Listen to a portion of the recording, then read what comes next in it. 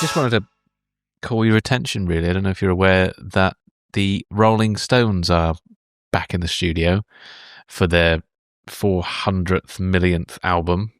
Yeah, their 400th millionth lineup change. Yeah. Well, one for obvious reasons that happened recently. Well, I say recently, but it was like, did you say 2021? Yeah, August 2021. Charlie Watts exploded. He was like the drummer from Spinal Tap.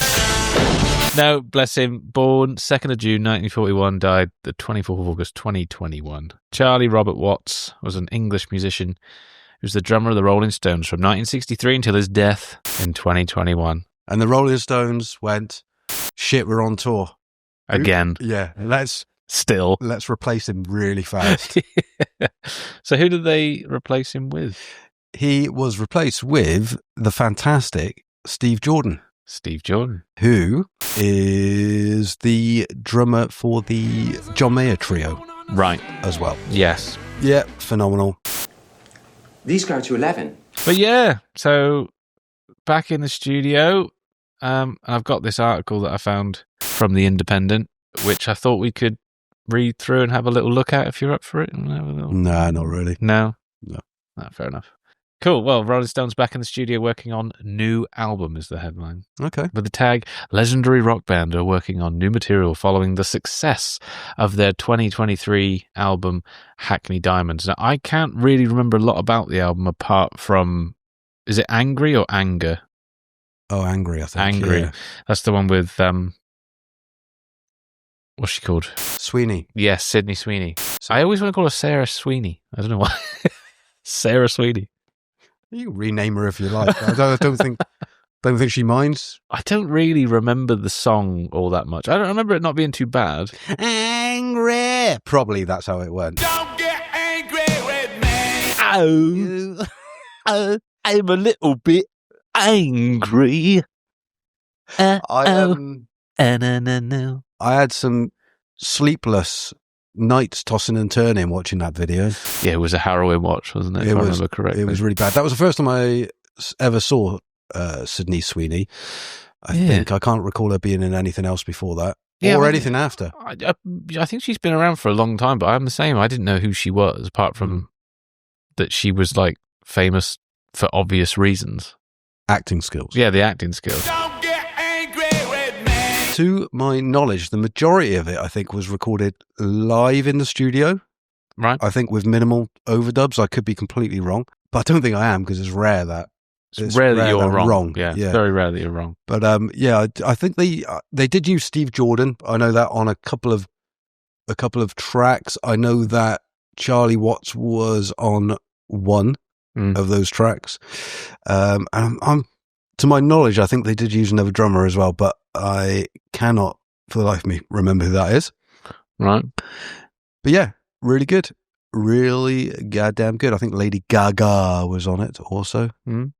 My dad had a copy of it, and every time I went over to the house, he was like, "Oh, you've got to check this track out," and he would play a new one, and it was decent. It was I would say a return to form, but you know what form that is. Yeah, I mean, if it's hard to really judge it, isn't it? Because they're so.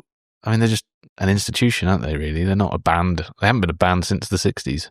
You know what I mean? They're just an institution, aren't they? So one of those acts that you hit that point and it doesn't matter. You can put out literally a bag of shit and it will sell out. Yeah.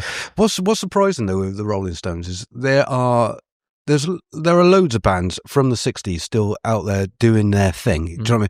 You got people like, I'm not saying they're still on tour, but it's people like the Trogs and the Seekers and stuff like that, and they play to like a social club.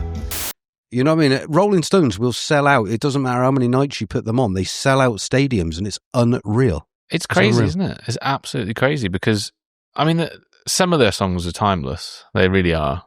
Paint It Black, I think, sounds like the 60s. You know, you think that is such a powerful song. I heard it so many times throughout my life, so it kind of took the shine off it, but haven't listened to the Stones in literally ages, and it just came on as a random suggestion the other day when I was driving somewhere. And I had to just rack the volume up and just tick it. You get caught unaware by them, I think, sometimes, the Stones. Like, they're not the kind of band that I would intentionally put on these days. But when it's on, you've got to listen to it. Yeah, for sure. You know what I mean? If push comes to shove, what is your favourite Rolling Stones song? It's difficult, isn't it? Because I like Sympathy for the Devil, but I wouldn't say it's my favourite. Wild Horses is good. Lovely, yeah. I mean, there's so many good ones, though. Yeah. What's that one? Under My Thumb is the one that... It's a great tune. I think, did that get banned? I don't know. It is a great song, though. It's funky, man. It is funky. And, yeah. And it's got a very, very good message as well. Yeah. Yeah. No, I think you're right. Yeah. It is very much a song of its era, isn't it? You couldn't write that now. No. I mean, I did write that one. Yeah. For them. Yesterday. No, I didn't write Yesterday. Oh. That was Paul McCartney. Oh, right. Scrambled eggs. Scrambled eggs. Do you know the story about that? About scrambled eggs? Yeah, I'm not even going to tell you the story. You just look it up on Google. All right. It's easier. Scrambled eggs and Yesterday. Scrambled eggs. Back to the article. The Rolling Stones are reportedly, Simon, back in the studio and working on a new album after rumours that they had scrapped plans for a summer 2025 tour. So they were supposed to be going on tour as well. And there are some amazing comments in an article that I'm going to bring up in a minute, but we'll get there. Okay. The Independent understands that the storied rock band have been working in Metropolis Studios in West London following the successful release of their last record, 2023's Hackney Diamonds. Now, I didn't know who Metropolis Studios were, but I've looked them up and they look pretty phenomenal, these studios. They look really, really cool. They've worked with you're not going to be able to work with the Rolling Stones if you haven't worked with amazing and massive acts, but they've obviously done Noel Gallagher, Foo Fighters. I thought you said amazing acts. Well, big acts, big ones. Tony Cousins is a mastering engineer there. He has worked on stuff that you will have heard, including Michael Ball's Coming Home to You album. Hang on, I've got a copy of that. No, Adele 19, Seal, Standards. Elton John, Goodbye Yellow Brick Road, The Verve, Urban Hymns, Gary Barlow, Since I Saw You Last. And there's tons, Robbie Williams, all kinds of stuff that he's worked on. Anyway, so yeah, in a mega studio complex in London, they're working with very experienced and established engineers, as you would expect.